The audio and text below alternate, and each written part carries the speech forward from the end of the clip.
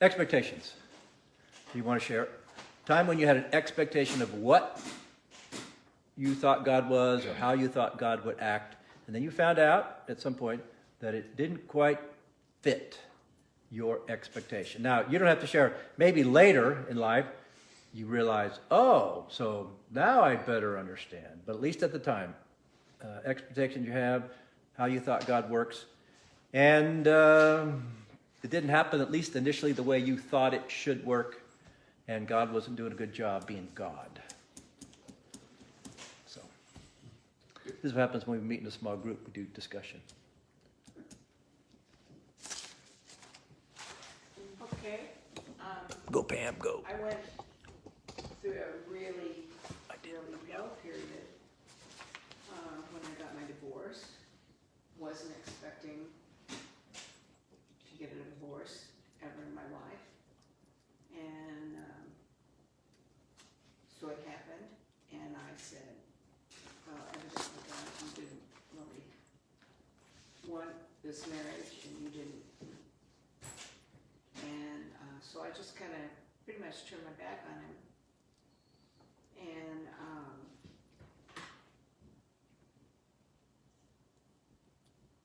that was a period of time in my life where I would take the kids to church and drop them off.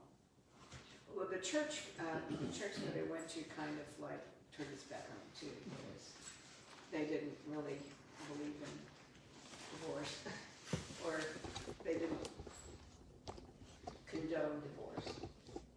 Anyway, so, and then God, through a number of things, just brought me back. And he, through a friend, I don't know if you all remember Judy Hancock. She was, she went to First Christian, and she was a real good friend. And through her, I ended up going to a women's retreat for First Christian, and I found out that they accepted me because even if I had a divorce, you know. And God was just showing me time after time after time how he was leading me back, and he didn't give up on me. He just let me back. We're glad you came back. Me too. Amen. Amen.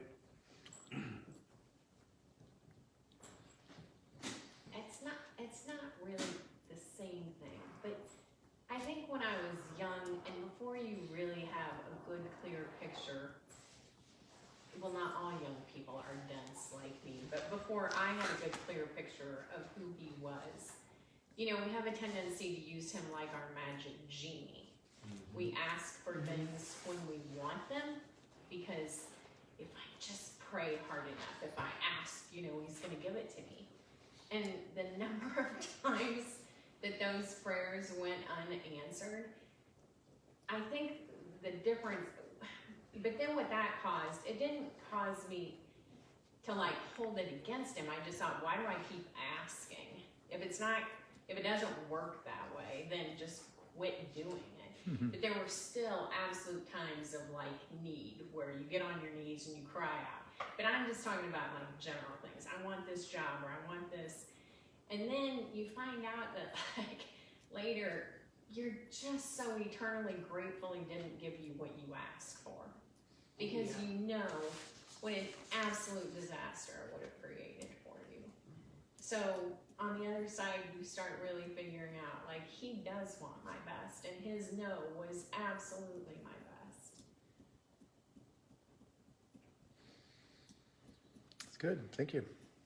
So I don't know if this is relevant, but I don't know where God is in my life, because it's been just recently that I became Christian.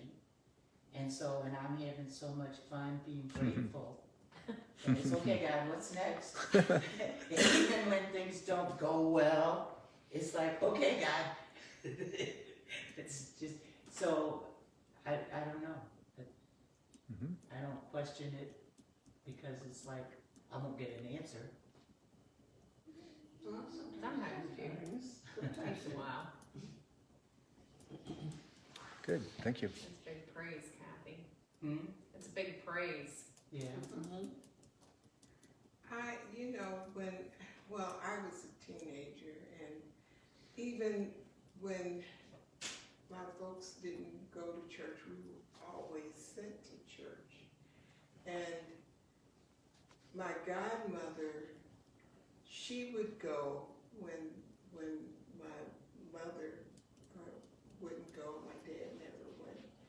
And it was always, even in Sunday school, this is how you're supposed to act.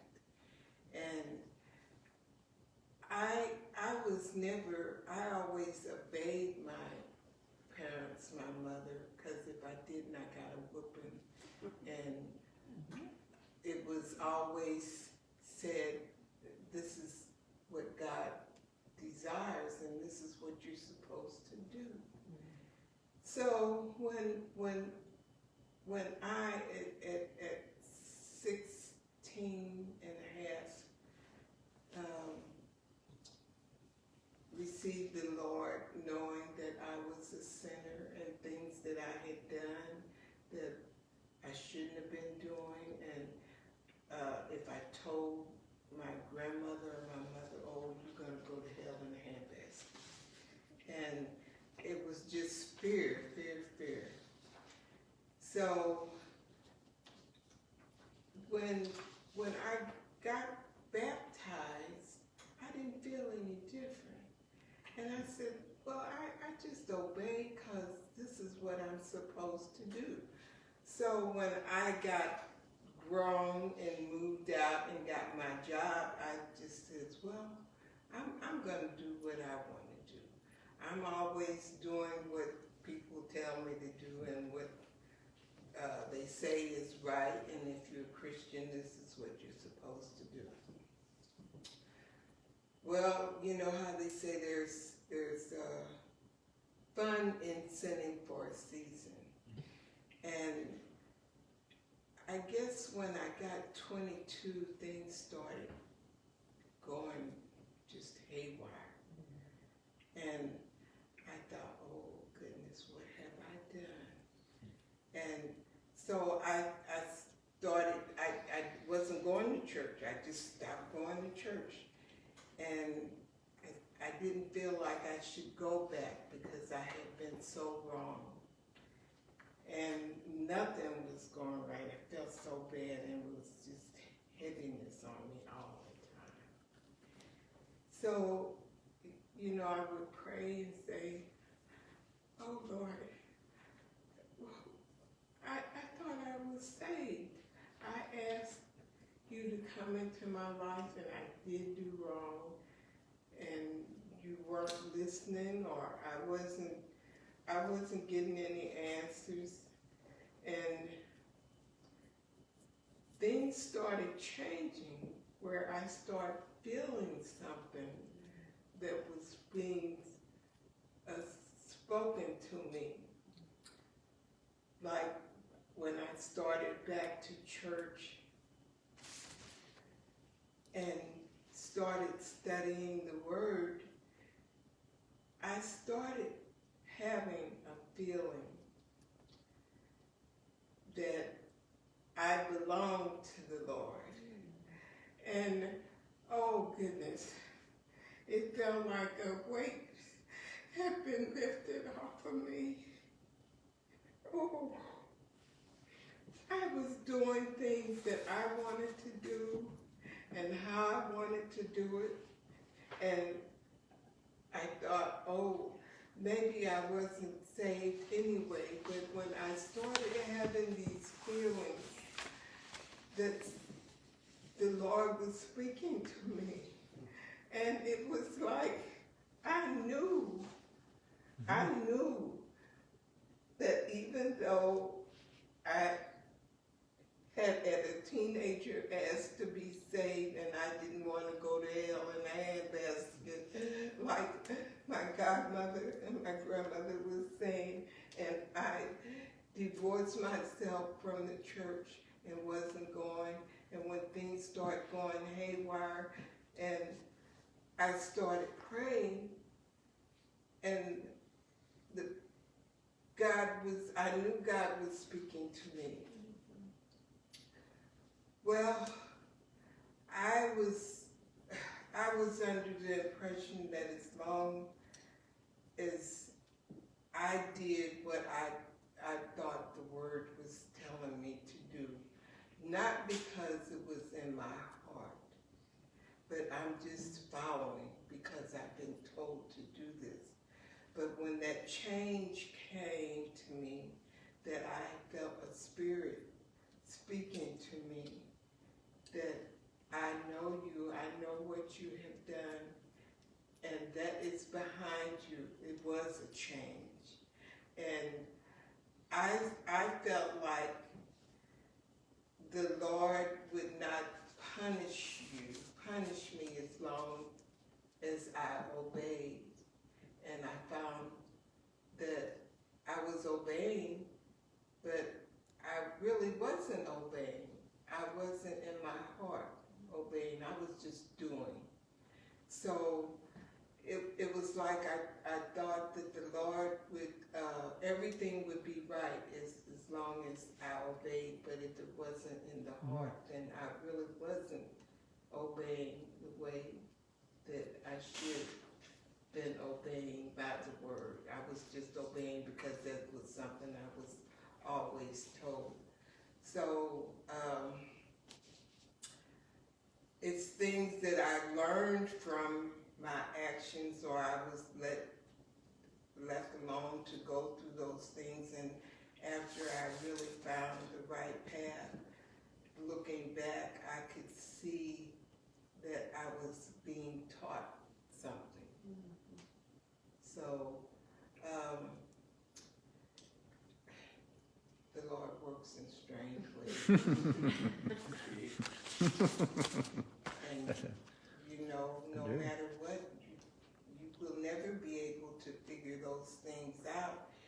It won't be spoken to you when you feel like you want to be spoken to, but things started happening and to me where I know that I should not be here, and how I'm still walking here in this world because the Lord, Amen.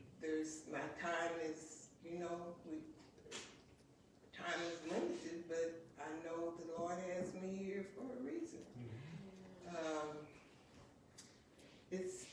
It's magnifying when the word starts to being revealed to you. It's really magnifying. It's like he speaks to you through your own actions, through the word, through other people, and it's brought to you in a way that you know it's from the Lord because they may bring something to you that you thought you were thinking on that same subject last week, and you didn't get an answer, and it was brought to you in a different manner.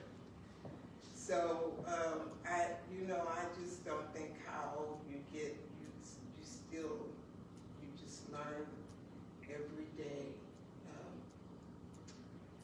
It's always situations that you learn in that you're being spoken to by the Lord. So it's you get to be grateful for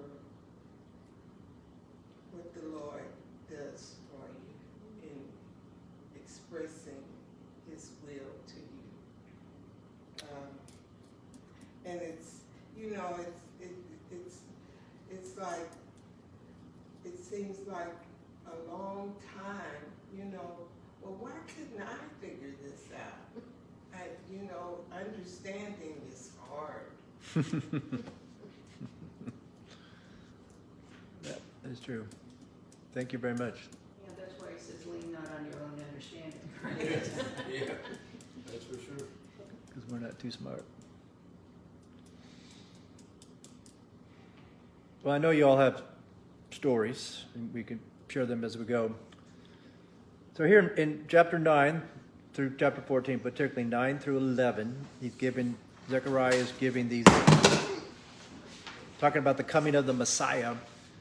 And this is part 2, but there are expectations. So the first sign of the Messiah coming was that the Greeks would be defeated, as in chapter 9. But the Jews are under the rule of the Persians. So there's no way that the Jews would have thought of during the time of Zechariah, oh yeah, 150 years from now there'll be another political entity controlling our lives, and then they will defeat our enemies. There's no way that they could have thought of that there would be a nation stronger than the Persians. The second one was that when the Greeks came, most likely Alexander the Great, and had destroyed their enemies, that Jerusalem would be preserved. And I said, a warring nation that comes in and takes the city, they would have destroyed Jerusalem, taken the Jews captivity or something. And Alexander the Great didn't. And that's an expectation that they wouldn't have thought. 3, the prophecy that we all are familiar with, is that Jesus would ride in on a donkey on Palm Sunday, and that the gospel writers would give specific instructions. And that doesn't make sense, because the Jews are expecting a political leader to overthrow all these nations, but particularly the Roman Empire. The fourth one is that Israel would be delivered.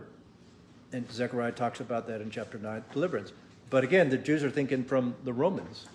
So again, when they saw Jesus on the cross being crucified by the very people with whom they want to be delivered, the expectation would have been, well, he obviously isn't the Messiah, because not only did he not defeat the Romans, but the Romans defeated him. So there's a couple more. This is the 5th sign here in chapter 10. And the 5th sign is that when the Messiah comes, he will punish, he will rebuke, he will speak out against the false shepherds of Israel. So think about I've listened to he's a prosperity gospel guy. And he constantly says he doesn't want to be negative. People come to church, they got things going to life. He said, I only want to be encouraging. And he is. I listen to him.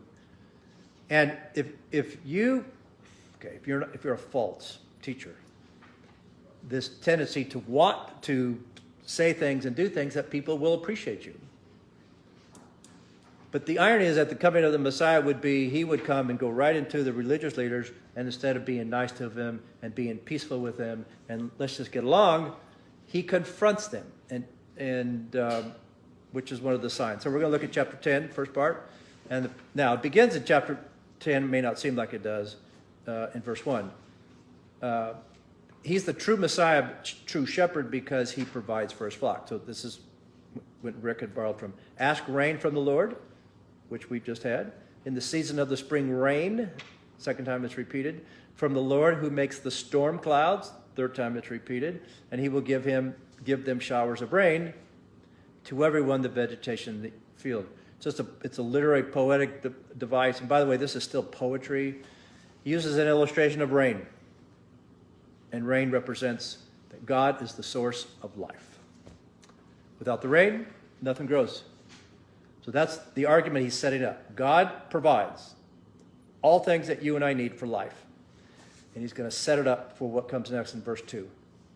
And then he says, for the household gods utter nonsense. These are the idols.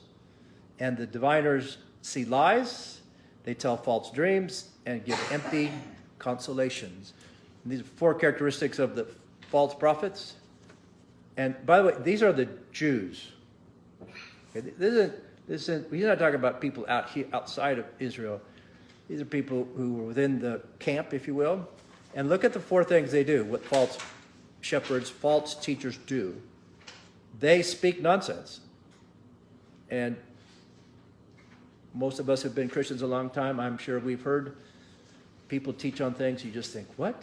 What are you talking about? They lie. They give you false dreams. They tell you, well, this is what the Lord wants you to do, but it's not true. And they give empty consolation. Okay, 4 good descriptions. So now he's setting this up. I'm not going to go through all these, but I have them there. You can go back. Deuteronomy 18 is the admonition that God gave to Moses about stay away from people who practice divination, tell fortunes, interpret dream omens and sorcerers, speak to the dead. It's an abomination to the Lord. By the way, in this context, right before he says that, if you want to know how bad these people who do this are, it starts with, there shall not be found among you anyone who burns his son or daughter as an offering. So as bad as that is, that's what this is about. Now we might think, well, somebody's a divination, somebody's a witch, and think Halloweenish. No, this is where you don't see it, and that's part of the deception. So that just sets up Zechariah. I'm not going to go a long explanation, but sets up the contrast between false shepherds and the true shepherd. And then line 34, because this is still continuation of chapter 9. Therefore, the people wander like sheep, and they are afflicted for lack of a shepherd. Okay, so that tells us that you and I need shepherds, because if we don't have a shepherd to guide us, we'll wander off, and that we need that. This is the danger of what false teachers, false shepherds do. They don't just hurt themselves. They hurt countless people because they lead people astray. This is why this is so devastating about people who claim to speak for God, speak the word of God, but don't. And they deceive and they manipulate and whatever other scandals you want to talk about, because they're affecting a lot of people. Now, it's interesting that later, I didn't realize, later in Deuteronomy 18, when he said about don't practice divination, is he tells Moses, the Lord your God will raise up for you a prophet like me. A reference to the Messiah, a reference to Jesus, that he's telling the people, okay, these people don't have a shepherd because they're leading them astray, but that's okay, but look, the Lord is going to raise up a shepherd. And that tells us something about where the Lord has such great compassion for us, bringing people into your life to guide you and lead you. Now, here's the uncomfortable part. It's line 35. This is about as politically incorrect as you might get today.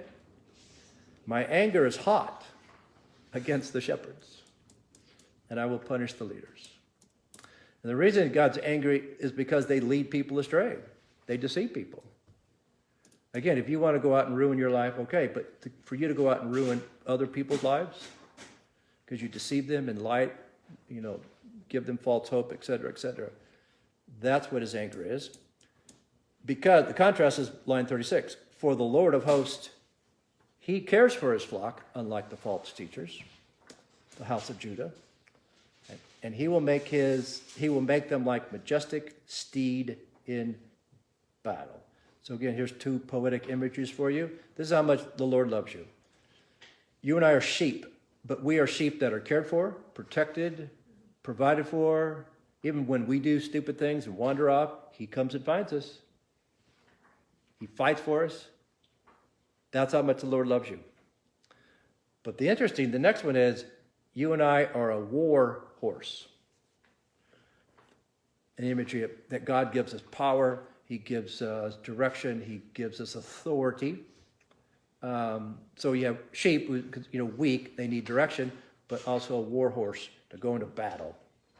That's who we are. That's how much the Lord loves you. And again, I tell this story 100 times, and the advantage of getting older is I forget that I tell you this story 100 times, so I get to tell you again that of how sad I was for not paying any attention to literature most of my life. And when I got into literature and teaching literature, the images that the poetry, particularly in the Old Testament, gives you. So you try and think, well, how much of the Lord loves you? Well, a sheep and a war horse. That's how much, to help you remembering how much the Lord cares for you. And that's why he's furious when false teachers come and deceive you and lead you astray, contrary to the truth. Now, line 37 is going to be interesting, and it took a while to sort of walk through, because and again, this is the example of pronouns in the Old Testament and how you translate it. From him, it's the next line. I'm ahead of myself. From him shall come the cornerstone, from him the tent peg, from him the battle bow, and from him every ruler, all of them together. He's going to give you 4 illustrations of why Jesus has the authority to punish and rebuke the false shepherds. He's a cornerstone like in the temple, which Paul uses in Ephesians. He's the tent peg. And maybe a reference to the tabernacle, when you put the tent up, and if any of you camped, you got to put that first tent peg in. Adios, the tent goes. So Jesus holds down the tent. That's how important he is. He's a bow. He's a battle bow. Okay? Shoot you. And then he's a ruler. Okay? It's all Zechariah is saying. Well, why does Jesus have the right or the authority to, criticize or rebuke or call out false teachers? Because of these four images of who he is. Now, since this is Lent, and we have the prophecy back in chapter 9 about Jesus would come in on a donkey, right after he comes in on a donkey is he clears the temple, which is what Zechariah is saying. And again, we know these stories, but like Net was saying, we don't always understand. So I was rereading this going, I don't remember this one part. So he comes in and he turns over the tables and he says, my house shall be a house of prayer and you make it a den of robbers. And Matthew's different than Luke. Then Matthew says, the blind and the lame came to him in the temple and he healed them. Great. I thought, forgot that part. But then it says, when the chief priests and the scribes saw the wonderful things that he did, and the children crying out in the temple, and that's the part, the children crying out. Okay, Hosanna to the Son of David. They were indignant. I think you're mad at children because they're saying to this Jesus, Hosanna to the Son of David, because that was a phrase that would have been a clue of being the Messiah. And so they said to him, this is crazy. Do you hear what they're saying? Do you hear what those children are saying about you, Jesus? And that's when Jesus said, yes. Have you never read? That's great. These are the religious leaders. Have you never read? Well, of course they have. Out of the mouths of infants and nursing babes, you have prepared praise. And of course, what that does, it sets the contrast up between these children who at least have some public recognition that Jesus is the Messiah, and the Pharisees who do not. And it sets it up on why they're the false prophets and teachers, because they did not see it. Then after this, I think it was on Tuesday, so they came in on Sunday. I always forget, it was either Monday or Tuesday. Jesus then is talking to the religious leaders, but he said, he's going to give these 7 rebukes. But again, it says, then Jesus said to the crowds and to his disciples. And then he said, the scribes and the Pharisees, they sit on Moses' seat. Okay, they do and observe whether they tell you, but not the works, having bold face. They preach, they do not practice it. They tie up heavy burdens, hard to bear, but they themselves, they don't follow. They make you follow the rules, but they don't. They do all their deeds to be seen by others. Now again, I want to set this up. If you were going to correct a leader, think about what might be the process. And I've heard this too many times in recent years. Well, it's Matthew 18. Okay, you go to them one-on-one, and you say, look, okay, there's this, I'm going to call out this, you're a leader, and you have a certain amount of authority, so I'm going to call out, and I got this concern.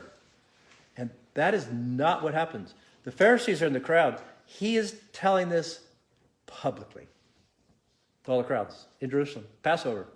There are tens of thousands of Jews or more in the temple. And he's broadcasting this publicly. Like, Jesus, you need to take them aside. And then he rebukes them. And then there's 7 woes. Now, years ago, there's a book called by Gene Getz. He's a pastor and a professor. He did a study of the Gospels, and he said in the Gospels that about 50% of the time, Jesus spent time with people who were neutral to him or who opposed him. And I remember thinking, well, that's a waste of time. Why would you hang out with people who say, you know what, I'm not interested in God? And because I would think, well, then fine, see ya. I'll go find somebody that is. Why would you keep going back to people who are hostile to you? And Jesus did. And if you started the Gospels, and you can see the growth of when they first despised Jesus, and then how it grew for 3.5 years, and how it finally led to why they wanted him crucified. And I thought, that says something about being persistent in sharing the gospel and Jesus with people who don't want to hear it. Where you sort of, walk away. Okay, so Jesus has the authority to confront, punish, call out false shepherds. Now it's line 39. And it's they. So they shall be like mighty men in battle. So it's a battle motif, but who's the they? And then he says, trampling the foe in the mud of the streets, okay? And they shall fight, because the Lord is with them. And they shall put to shame the riders on horses. So Jesus is going to come. He has the authority to call out. He's going to come in like a warrior. He's came in on the donkey, but he says he's a king, humbled, but he's a king. Ruler is going to come in. So who's going to battle? And what are they going to battle about? And the context is, it's Jesus' followers.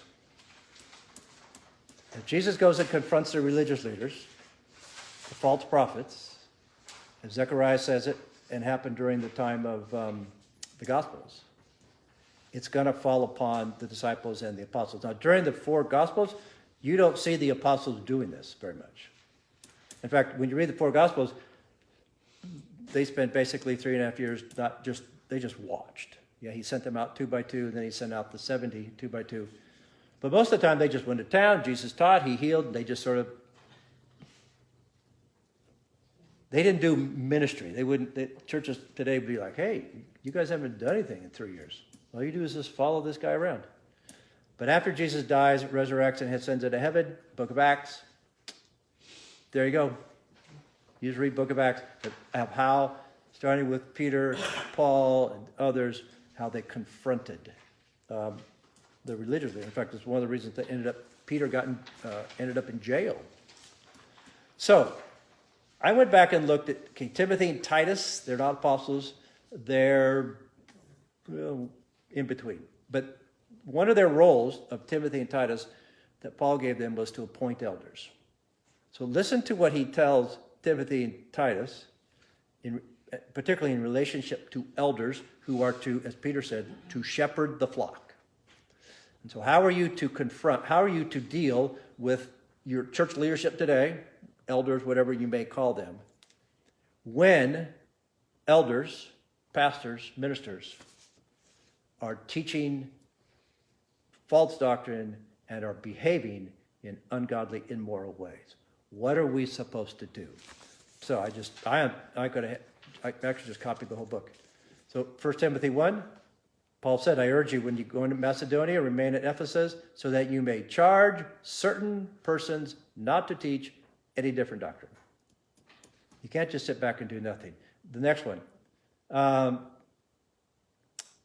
He said, this charge I entrust to you, Timothy, that by them you may wage the good warfare. And he uses military imagery that Zechariah uses, that when you go in to confront religious leaders, it's a war. They're not just going to say, well, thank you very much for correcting me. It's war. The next one, teach and urge these things. And he says, if anyone teaches a different doctrine and does not agree with sound words, he is puffed up, conceit. He understands nothing. The next one, 1 Timothy 6. Paul says to him, fight the good fight. Military imagery of faith. Okay? The next one, this is from 2 Timothy chapter 2. And he talked about, the Christian life is difficult. But then he says, share in suffering as a good soldier of Christ Jesus. And no soldier gets entangled in civilian affairs. So he uses the analogy of a soldier to say, to be a Christian, particularly in light of being a leader and confronting falsehood, it's like a battle. You're going to suffer. No wonder people don't want to do it. People just say, let's just get along. Then 2 Timothy 4. And when Paul said at the end, preach the word.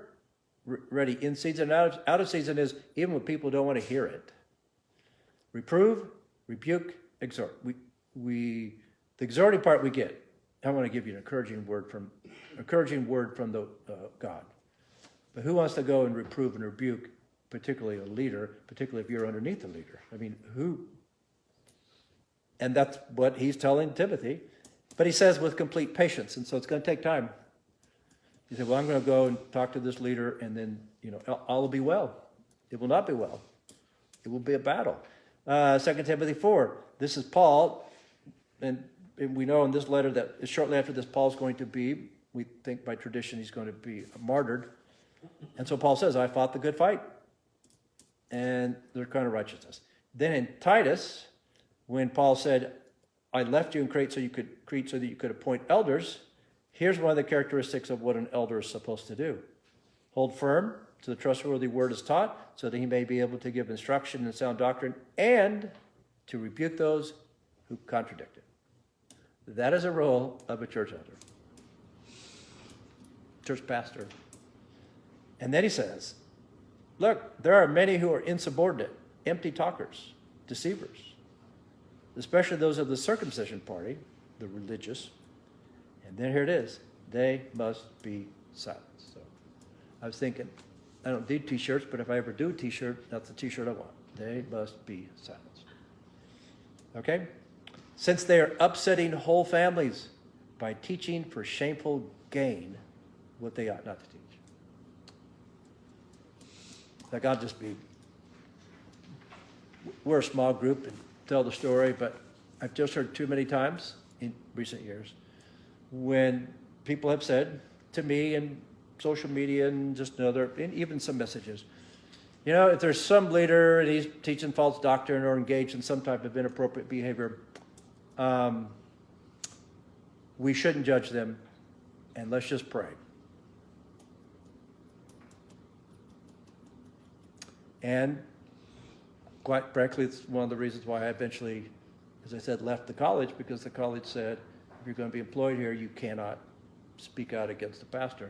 And I had one of the head of the trustees said to me, he said, Doug, even if a minister is wrong, as an employee, you cannot publicly speak out against him. And he said, you go to the elders. And I said, but what if the elders are corrupt? He said, you got to leave it to the elders and let God take care of it.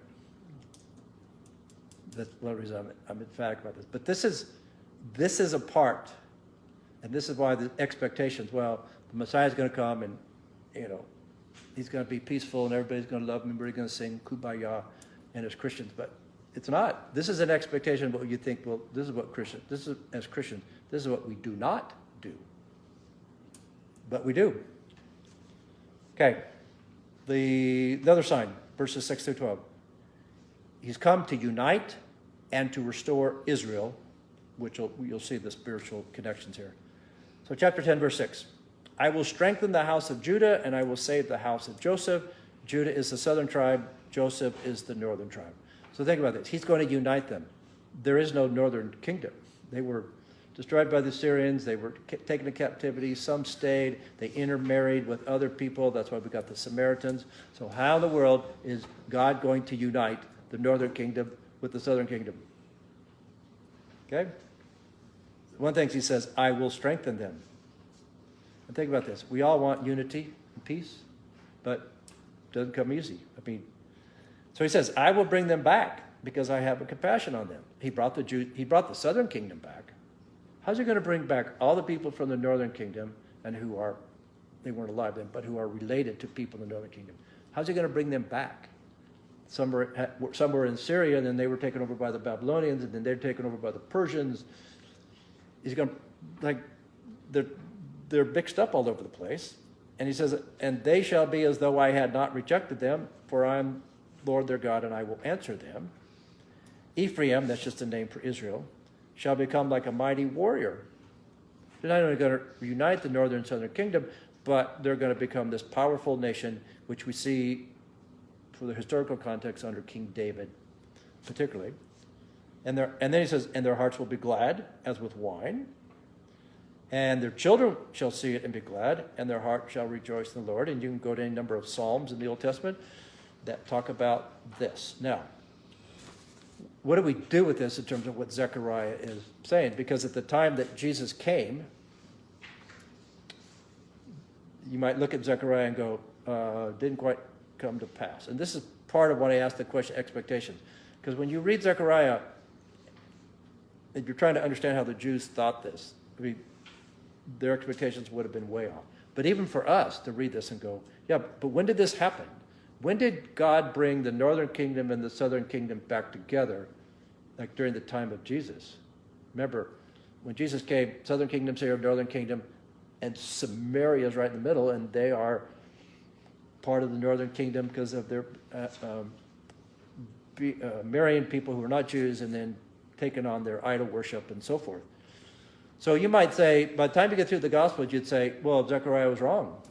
This didn't come about. This is part of the strength part. So, here we go, Ephesians 2. A parallel of preparation for what Jesus came to do was to unite Jews with Gentiles. So in this great imagery, which has, I think, vocabulary connected to Zechariah, he said, remember at one time you Gentiles in the flesh, you were called the uncircumcision by what is called circumcision, which is made in the flesh by hands. Paul just sort of wordy. Remember that you were at times separated from Christ, alienated from the commonwealth of Israel, and strangers to the covenants of promise, no hope without God. Now that's us. And we say, well, we're all sinners, we're separated from God. He used imagery, I think, of the Jews in captivity. So when the Jews were in Babylon, they were separated. They were alienated from their homeland. They were strangers in Babylon. No hope. Their whole city's been destroyed. And where is God? And now to say that for the Jews, the Gentiles were like you, what you were in the physical world, the Gentiles are in the spirit world, alienated. But now in Christ, you who are far off, you've been brought near by the blood of Christ. And then he says, and he is our peace, and he uses peace 4 times. So we're going to come back to this later when we do communion. I want you to look at 7 phrases he used to unite Jews with Gentiles. God has made us one. They're all in boldface. Then 2, one new man in place of the 2. So we're not going to have Jew or Greek, male or female. There's one, making peace. The 3rd one body through the cross. That's why in the church, there's only one church, there's one body of Christ. It's not made up of all the divisions and diversity we have. The next one is, we both have access to one Spirit, to the Father. We are both fellow citizens. We are both members of the household of God. And then later he says, I didn't put this in boldface, missed it. Being joined together grows into the holy temple. This is where you can look at Zechariah. We could look at Zechariah and say, yeah, but God, I don't understand because it didn't really come about. Yes, it did.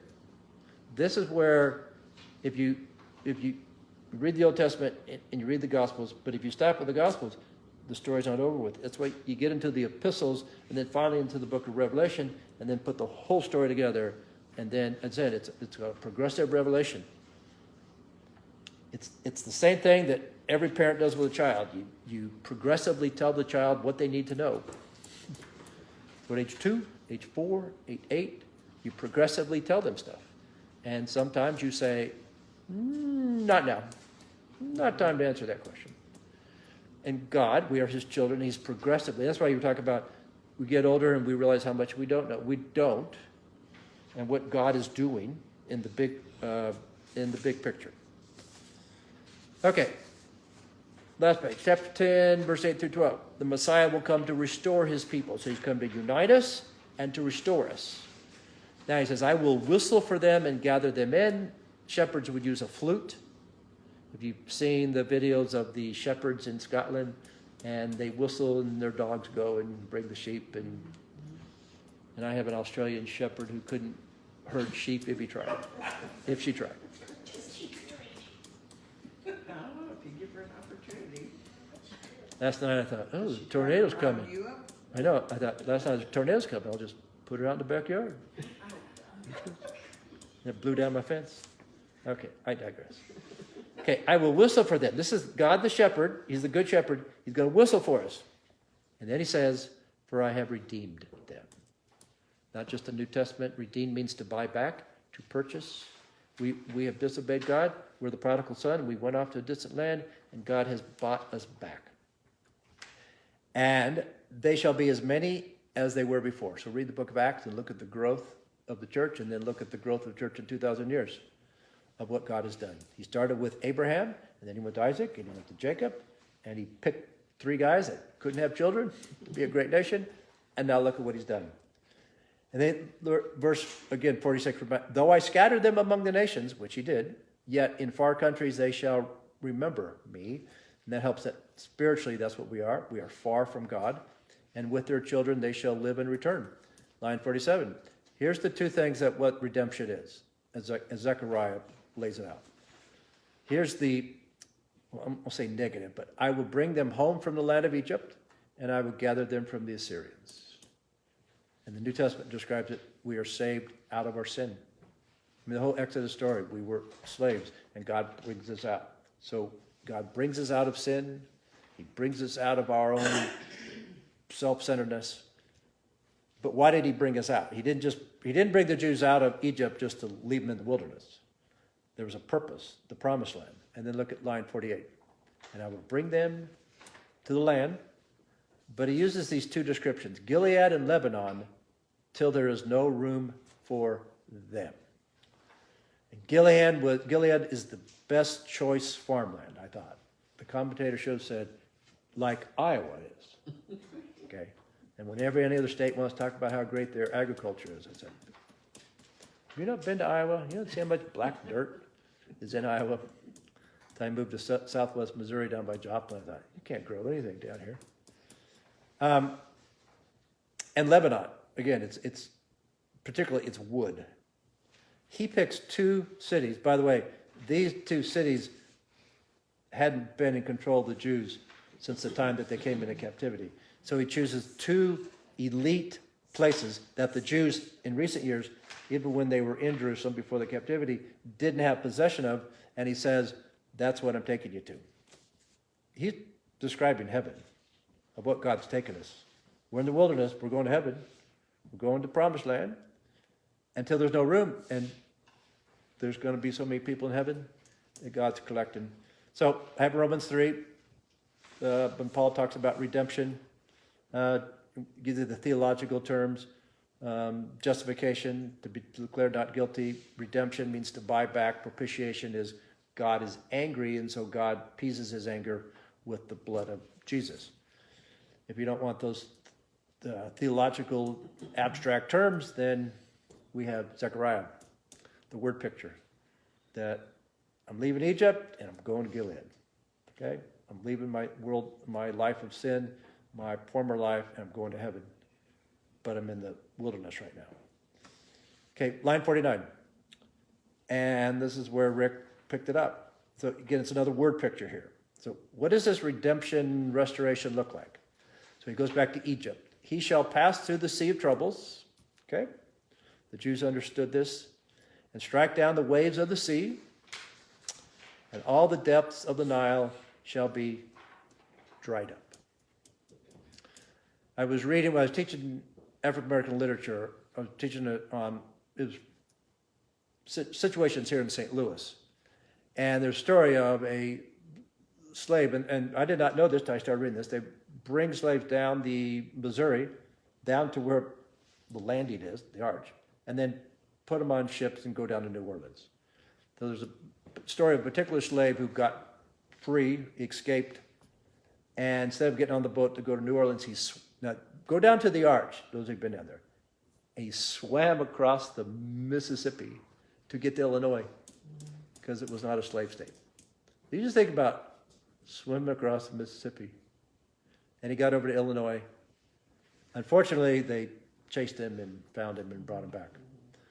But I was thinking, the depths of the Nile, of what God did. He took them through the Red Sea.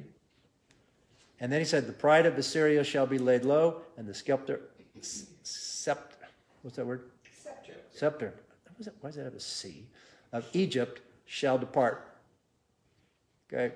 That God is taking that which is evil, and particularly spiritually speaking, Satan, and destroyed him. Now, there's lots of images, and that's the cool thing about connecting the Old Testament to the New Testament of poetry, but one of them is the picture of baptism. So Paul in Romans 6, and sometimes we miss this, he says, do you not know that all of us who have been baptized, and it just means to be immersed. To be immersed in Christ, were immersed into his death. And it's an imagery of they were immersed in the Red Sea. Red Sea parts, they go through the Red Sea, they are immersed in water. And they should have died. But they weren't. We were buried, therefore, with him by immersion into death. Okay, you're going to walk in that Red Sea, and you think about it. We think it's a great miracle, thinking, if you're the Jews standing there going, I don't think so. We'll walk through water on both sides? Well, yeah, there's Egyptians coming to kill you, so what's your options? I just think, maybe we take it for granted. Oh, yeah, God's going to save them. I just, even the amount of faith, but even to walk through the Red Sea, to me, still terrifying. And maybe it helps me to think of it is possible to have faith in God and be terrified at the same time. Okay?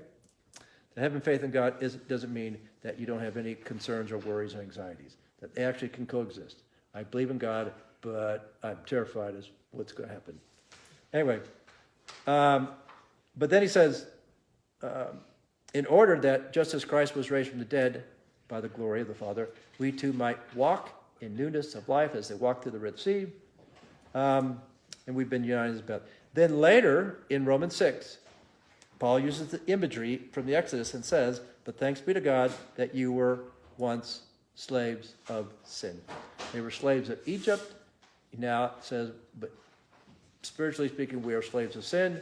But then he says, but you have been set free from sin. That's why the Exodus story is a picture of what salvation looks like. Okay, line 51. Because we've got food waiting. This is sort of sums this up, chapters 9 through 11. And I will make them strong in the Lord. Now, that's a great encouragement, but it means because you and I are weak. So we need to be strong. So any of you have ever, and most of us probably have, where you've had to go through some type of physical therapy. I mean, I had a little thing on my leg, this little sore from running. This little physical therapist lady weighed about 80 pounds, and she's going to do this physical therapy. I thought, great, fine. That killed me. I mean, I'm almost crying. I thought, could you stop? And when they say, we're going to make you stronger. We're going to make you stronger. You just realize what that means. So I'm going to make you strong in the Lord, and they shall walk in his name.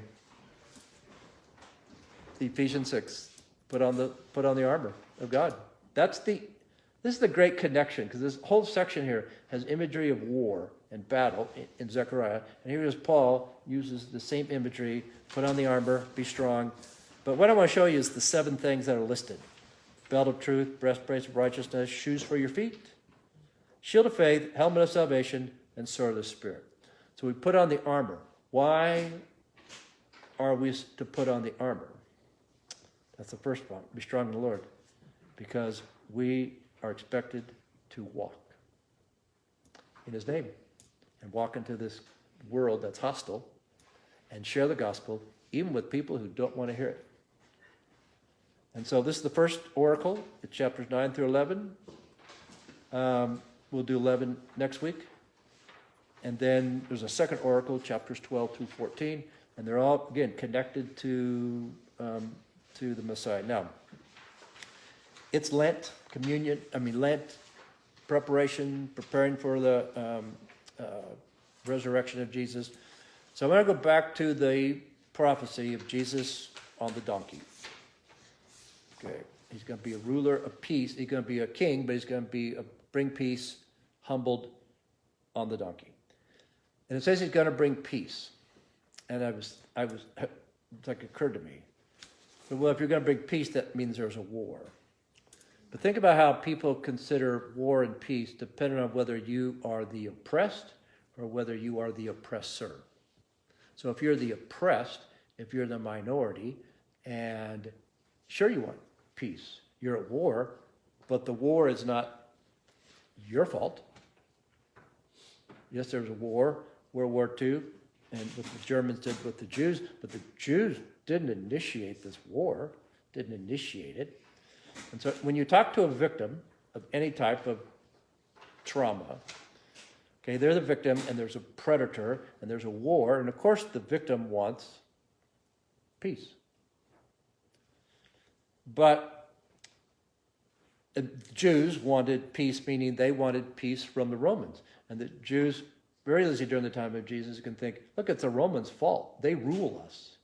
Yes, they took over the Greeks, but they still rule us. We're not free. The Romans are the oppressor. We, the Jews, are the oppressed. So Jesus comes in and says, I'm going to give you peace. Well, who wouldn't want peace if you're oppressed and if you're traumatized? Except, and perhaps this is the expectations. When he says he's going to bring peace, there's a war.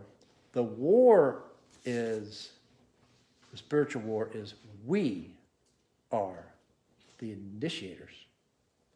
We're the ones, starting with Adam and Eve, who rebelled. We're the ones that fought against God. We're not the victims in that sense. We are the perpetrators. We're the oppressors. And we are oppressing God by saying, God, like you were sharing, I don't want anything to do with you, God. I'll just do what I want to do. I'll live my life any way I want. Prodigal son, I will run off to a distant land. And we have been at war with God from the beginning. That's the whole Bible story. But it's our choice. And what makes what Jesus did on that donkey is that he came to bring peace, but he shouldn't have.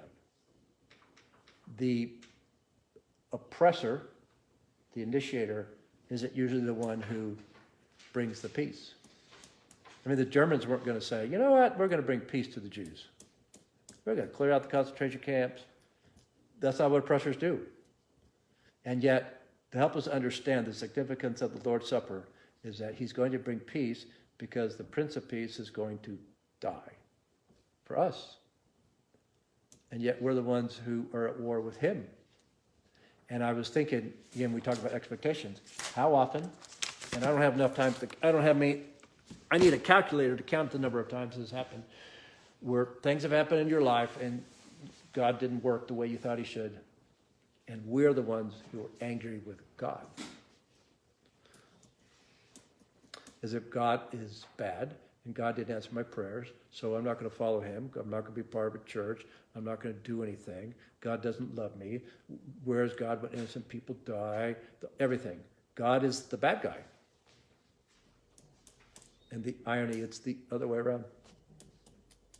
That's what makes what Jesus did on the cross, again, without words, and so profound, and that